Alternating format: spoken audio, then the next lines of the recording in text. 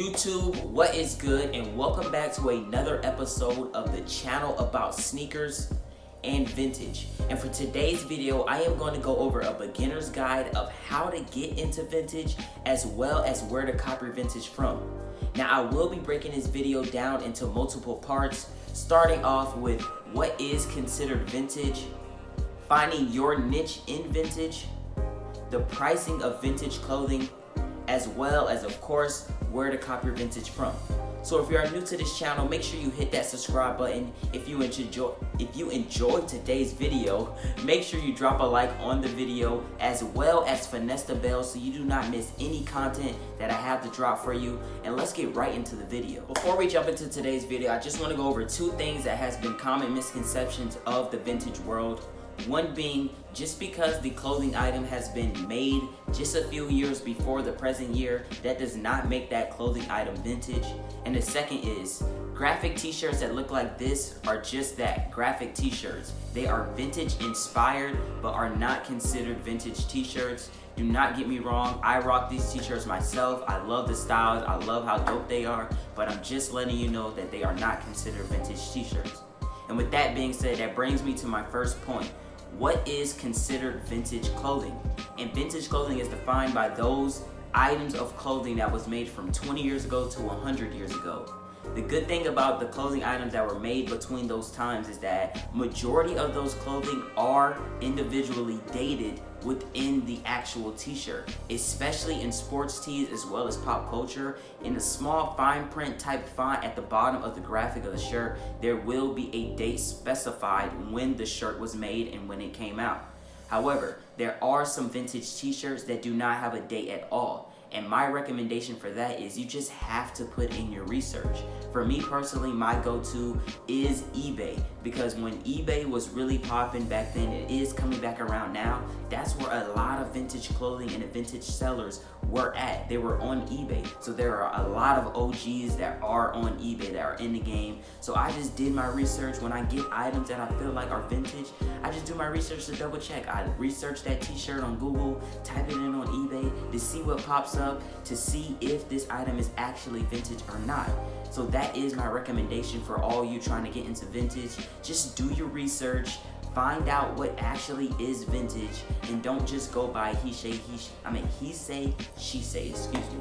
Getting into my second point is, find your niche in vintage clothing. Find the reason why you even like vintage altogether. For me personally, vintage and sneakers tied hand in hand with me because I just love the inspiration behind things. I love seeing the different styles, from OG original t-shirts or original sneakers to seeing the styles in the era that we live in now. So fast forward to vintage, that's just the same thing. The inspiration, the styles, just how it looks so different between eras. I enjoy that, and I enjoy the history behind clothing as well as sneakers.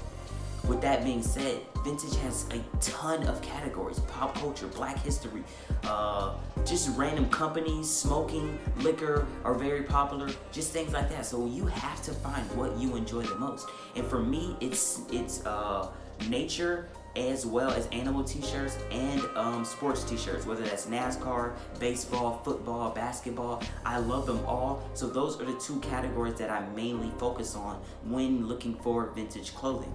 And that gets me right into my third point, understanding the prices of vintage clothing. A lot of people think that vintage clothing is inexpensive, and on the outside looking in, I agree with them. It does look very expensive, because who really wants to pay $70, $80, sometimes $200+ for a t-shirt? However, pricing is relative to the individual, and I love to use this example when explaining this to people. People that grew up watching Michael Jordan, watching the Chicago Bulls win 6 championships and things like that, versus those individuals that likes today's basketball and grew up watching LeBron and just KD and stuff like that. Those individuals, when they see a vintage t-shirt, a vintage Bulls t-shirt go for $80, $100, yes, that is expensive, because you don't have that personal connection and that nostalgia behind that t-shirt. Price is relative what you are willing to pay for a t-shirt.